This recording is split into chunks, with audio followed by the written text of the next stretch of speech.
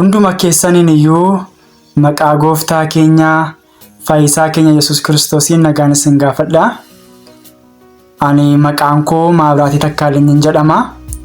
Kananas ba'eef waa'ee faarfannaa isin barsiisuudhaafi waanan beeku, waanan hubadhe adeemsa jireenyaa keessatti macaafa qulqulluu irraa wantan baradhe akkasumas immoo hangafoota koo irraa wantan baradhe quxisuu koo warra ta'an irraa wantan baradhe walitti qindeessee har'a isiniif dhiyeessuu fedhee jennanas ba'eera. Kanaaf akka na hordoftan jaalala gooftaatiin isin gaafadha.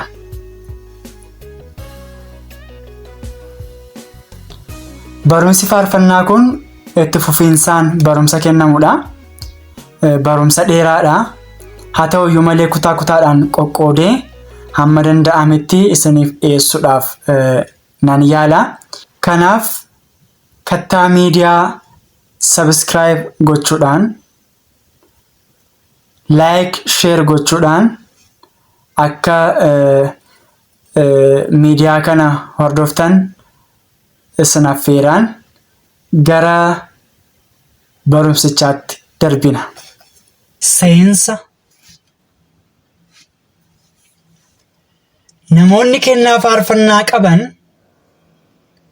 akka kennaa isaaniitti cimanii akka tajaajilanii fi akka tajaajilamanii fi waa'ee maalummaa faarfannaa barsiifamuuf leenjifamuun isaanii bu'uura macaafa qulqulluu akka ta'e hubachuun barbaachisaadha. Macaafa qulqulluu keessaa yoo ilaalle macaafa seenaa baraa isa duraa boqonnaa 15:22 irratti akkas jedha. Keeniyaan Leewichi dura buutuu warra faarfattootaa itti gaafatamaa faarfannaatii jedha.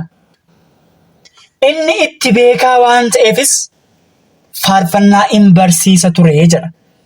Kanaaf waa'ee faarfannaa barsiifamuun keenya, waa'ee faarfannaa barsiisuun keenya bu'uura macaafa qulqulluu akka ta'e hubachuun barbaachisaadha.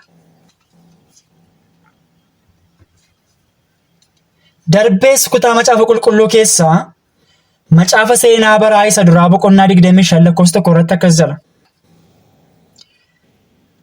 Daawit mootichi ajajjuuwwan loltootaa wajjin qomoo Leewotaa keessaa ilmaan Asaaf, ilmaan Heemaanii fi ilmaan Yedutuun keessaa namoota kiraaraan, masanqoodhaaf, sibiila walitti rukutame sagalee guddaa dhageessuun gargaaramanii wanta Waaqayyo isaanitti mul'isu faarfannaa dhageessan fo'ee adda baasee jedha.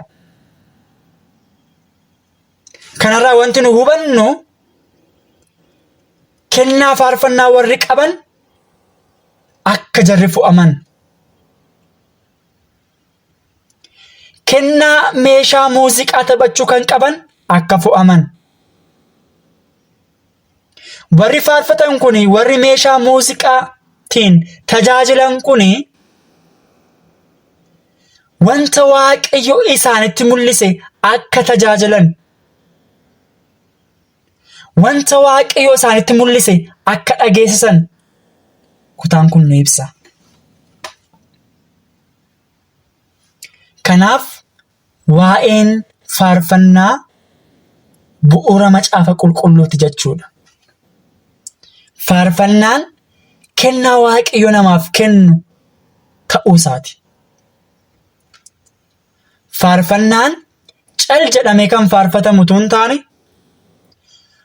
wanta Waaqayyo namatti mul'ise kan ittiin dubbannu akka ta'edha. Isa dhumaa macaafuma seenaa isa baraa boqonnaa 25 keessaa lakkoofsa 7 irratti akkas jedha.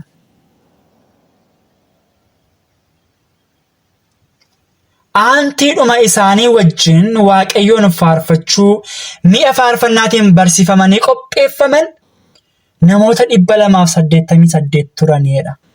Namootni barsiifaman, namoonni leenji'an namoota 288 akka turan bara sanatti macaafni qulqulluun kutaa kana keessaa nu hubachiisa. Har'a waldaan kiristaanaa namoota leenjisuu qabdi jechuudha. Faarfannaa irratti namoota leenjisuu qabdi jechuudha. Sababiinsaa yoo namoonni akka sagalee waaqayyotti waa'ee faarfannaa leenji'an tajaajila guutuu, tajaajila waaqayyoof ulfina kennu dhiyeessuu danda'u jechuudha. Yoo hin leenjine, yoo hin barsiifamne garuu tajaajila waaqayyoon gammachiisu, faarfannaa waaqayyoon gammachiisu dhiyeessuun nama dhiba jechuudha. Seensa irratti amma kana erga jenneeti mee amma kallattiidhumaanii faarfannaan maal akka ta'e hiika isaa walii wajjiniin haa ilaallu. Ammayyuu walii wajjiniin haa turru.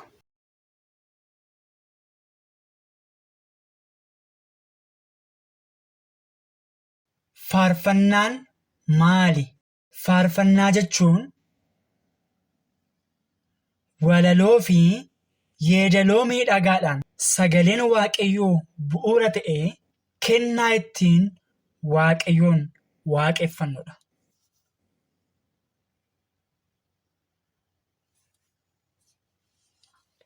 Faarfannaa jechuun walaloof yeedaloon akka sagalee waaqayyootti yeroo qinda'an jechuudha. Kanaafuu herreegni faarfannaa walaloo, ida'uu, yeedaloo, ida'uu, qulqulluu sagalee waaqayyoo jechuudha. Sagaleen waaqayyoo keessan jiru taanaan yeedalooniif walaloon waliin yoo qinda'an sirbaa jechuudha. Sababiinsaa walaloo keenya keessa sagaleen waaqayyoo hin jiru, yeedaloo keenya keessa sagaleen waaqayyoo hin jiru yoo ta'e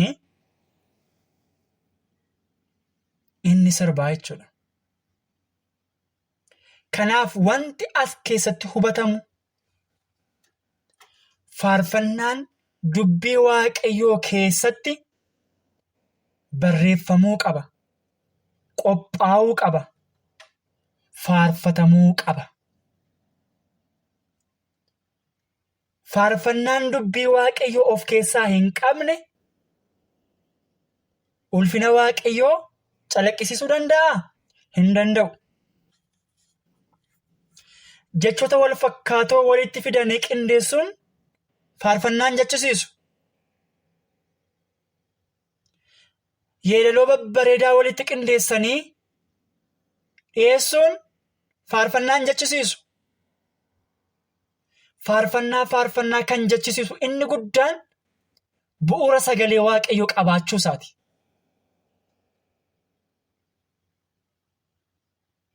Isa kana hubannee faarfannaa qopheessuu qabna. Faarfannaadhaan waaqayyoon waaqeffachuu qabna.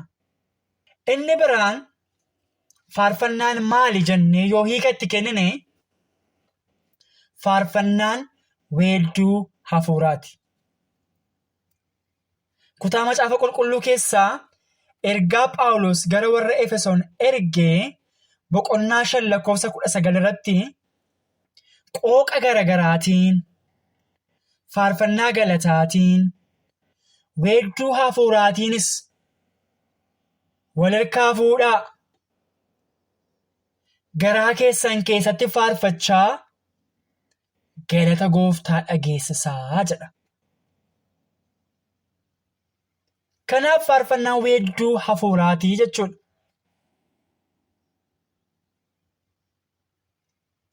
Itti fufnee immoo kutaa macaafa qulqulluu keessaa ergaa Phaawulos gara warra Qolosaayisitti erge boqonnaa 3:16 irratti qooqa garagaraatiin, faarfannaa galataatiin, weedduu hafuuraatiinis galata garaa keessanii Waaqayyoof faarfadhaa jedha. Kanaaf faarfannaan weedduu hafuuraati. Inni biraan faarfannaan kennaa Gooftaatti gammaduu keenya ittiin mul'ifnudha. Ofii keessanii dubbifadhaa macaafa faarfannaa 95:2 Yaaqoob boqonnaa 5:13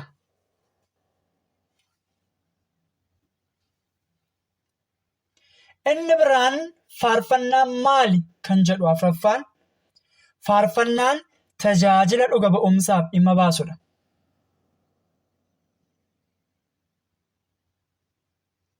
Waan nama dhibuu kennaa hafuuraa keessaa kennaan faarfannaa yookaan tajaajilli faarfannaa waan adda isa godhu iddoo baay'ee ga'uu isaati. Iddoo baay'ee deemuu isaati. Lallaba yoo lallabne iddoo muraasatti lallabne dhaabbachuu danda'a. Kadhannaa yoo kadhanne iddoo muraasatti murtaa'amee kadhatama. Kadhannachitti kadhatamu dhalootaaf yoo ta'eyyuu, addunyaadhaaf yoo ta'eyyuu irra deddeebi'amee inni kaleessaa inni dheengadda kadhatame suni carraa nama baay'ee bukkee ga'uu dhiphaadha. Faarfannaa yoo ilaalle garuu al tokkicha anis as taa'een dhaga'a. Inni Ameerikaa jirus al tokkicha taa'ee dhaggeeffachuu danda'a. Inni kallattii hundumaarra jiru al tokkicha faarfannaa hin dhaggeeffata. Haramni faarfannaa maxxansee yoo baase, miidiyaa hawaasaa irratti yoo baase, al tokkicha dhaloota baay'eetiin ga'uun hin danda'ama. Sana keessatti immoo waa'een Kiristoos dhugaa ba'ama, waa'een Waaqayyoo dhugaa ba'ama, waa'een gochaa dhugaa ba'ama, gochaa Waaqayyoo nuuf godhe jechuudha. Kanaaf tajaajilli faarfannaa tajaajila akka salphaatti ilaalamu waan hin taaneef tajaajila dhuga ba'umsaaf dhimma baasu akka ta'e hubachuun barbaachisaadha. Tolekaa warreen barumsa kana dhaggeeffachaa jirtan Waaqayyoo guddisee isin haa eebbisu. Barumsaan guyyaa har'aatiif qabadhee dhiyaadhe kana fakkaata. Yeroo ta'anitti immoo mata duree biraa irratti dhimmuma faarfannaa kanaaf wajjin kan wal qabate qopheessee kan isiniif dhiyeessu akka ta'e gamanumaan waadaa galaa. Isinis immoo barumsa akkasii kana itti fufiinsaan argachuudhaaf YouTube chaanaalii keenya like, share, subscribe gochuudhaan akka hordoftan tajaajila kanarraa akka qooddattan jaalala Waaqayyootiin isin gaafadhaa. Hamma barumsa ta'an wal arginutti nagaan turaa isinin jechuun barbaada. Waaqayyoo isin haa eebbisu. Eenyu kan akka isaa daangaan qabu bal'inni isaa. Eenyu kan akka isaa hin shallagwaani herreega isaa. Eenyu kan akka isaa daangaan qabu bal'inni isaa. Eenyu kan akka isaa hin shallagwaani